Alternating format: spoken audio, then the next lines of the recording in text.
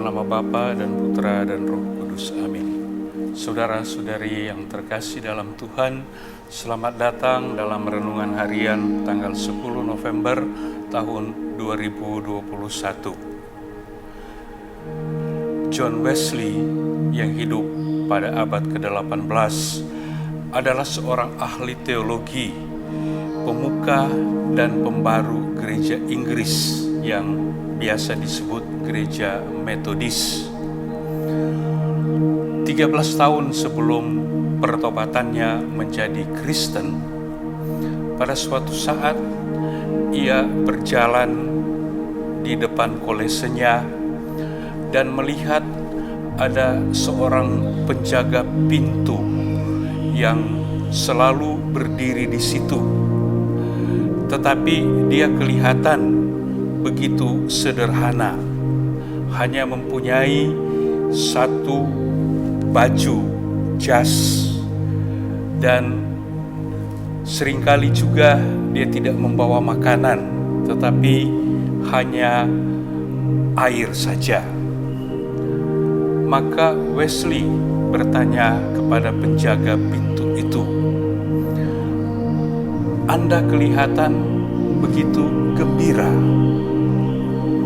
begitu bersyukur, kendati Anda tidak mempunyai sesuatu untuk dipakai, untuk dimakan, atau tidak punya tempat tidur untuk berbaring. Apa yang membuat Anda kelihatan selalu ceria dan bersyukur?" Jawab orang itu kepada Wesley, "Saya bersyukur kepada Allah bahwa Ia telah memberikan kepada saya kehidupan dan keberadaan saya sekarang ini. Ia memberikan kepada saya suatu hati untuk mengasihi dan satu keinginan untuk melayani Dia selalu." Wesley sangat terkesan dengan itu, dan dia berpikir ada sesuatu hal yang lebih di dalam kekristenan atau dalam keyakinan yang dianut oleh orang ini. Maka dia pun bertobat menjadi Kristen dan menjadi tokoh di dalam gereja Metodis Inggris. Saudara-saudari yang terkasih dalam Tuhan, dalam bacaan Injil hari ini dikisahkan tentang 10 orang kusta yang disembuhkan oleh Yesus. Pada waktu itu, penyakit kusta dipandang suatu kutukan dari Allah karena dosa orang itu atau karena dosa-dosa dari keluarganya. Maka tidak mengherankan orang yang menderita sakit kusta itu dikucilkan dari pergaulan normal masyarakat. Mereka harus berada jauh dari kota atau kampung. Mereka sungguh-sungguh merasa diasingkan. Mereka tidak bisa berada di tengah keluarga atau orang-orang yang dicintai mereka. Mereka tidak bisa pergi beribadah di bait Allah. Demikian, mereka itu merasa bahwa mereka sudah seperti di luar kemanusiaan. Namun saudara-saudara yang terkasih, kita melihat bahwa perjumpaan mereka dengan Yesus mengubah seluruh hidup mereka. Mereka mendengar Yesus ada di sekitar tempat mereka berada, melewati tempat mereka itu. Lalu mereka mencoba untuk mendekati Yesus, dan Yesus melihat mereka dan Dia menyapa, "Pergilah, perlihatkanlah dirimu kepada para imam."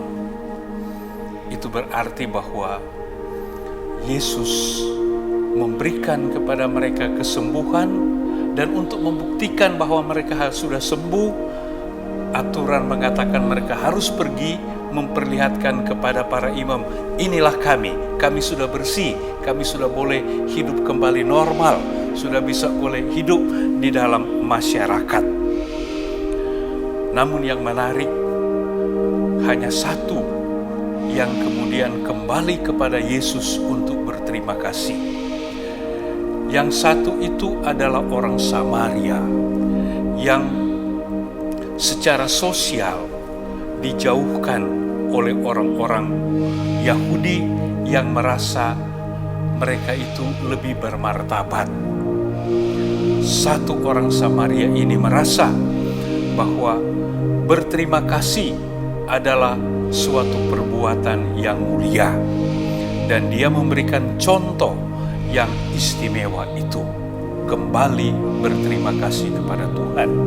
Sedangkan 9 orang lain yang disembuhkan, yang dikatakan orang Yahudi, mereka itu lebih berkonsentrasi pada kepuasan diri mereka, lebih pada kepentingan diri mereka sendiri, tapi mereka lupa berterima kasih. Saudara-saudara yang terkasih, sapaan Yesus, pergilah, bukan hanya menyembuhkan mereka, tetapi bagi satu orang itu menyembuhkan jiwa dan raganya. Dia merasa bahwa sekarang dia menjadi manusia yang penuh lagi. Demikian saudara-saudara yang terkasih, sebagai manusia kita kadang-kadang menjadi buta pada banyak berkat atau karunia yang kita terima dari Tuhan. Kita menerima sebenarnya banyak hal melalui orang lain, melalui alam semesta, melalui segala sesuatu yang disediakan oleh Tuhan di sekitar kita. Kita kadang-kadang lupa bersyukur atas misalnya matahari yang bersinar, atas burung-burung, tumbuh-tumbuhan, bunga-bunga yang indah, pohon-pohon yang sejuk, dan pelbagai macam hal yang ada. Bahkan kita lain-kali lupa bersyukur atas makanan, atas sapaan, atas perjumpaan dengan orang-orang lain. Kita lupa bersyukur atas begitu banyak hal yang indah, yang bagus, yang kita terima melalui banyak orang lain, dan yang kita terima bahkan melebihi dari yang sepatutnya. Orang Samaria memberikan kepada kita satu contoh yang sungguh indah, betapa pentingnya selalu bersyukur kepada Tuhan sebagai pemberi rahmat dan berkat dalam kehidupan kita. Ia mengingatkan kita bahwa membalas kebaikan dan berkat Tuhan merupakan sungguh perbuatan yang sangat mulia. Marilah kita selalu bersyukur dengan hati yang penuh sukacita, dan bersama dengan Mazmur 107 ayat 1 kita berkata, bersyukurlah kepada Tuhan sebab Ia baik, bahwasanya untuk selama-lamanya kasih setianya. Jangan lupa bersyukur, berkat Tuhan selalu menyertai kita, dalam nama Bapa dan Putra dan Roh Kudus.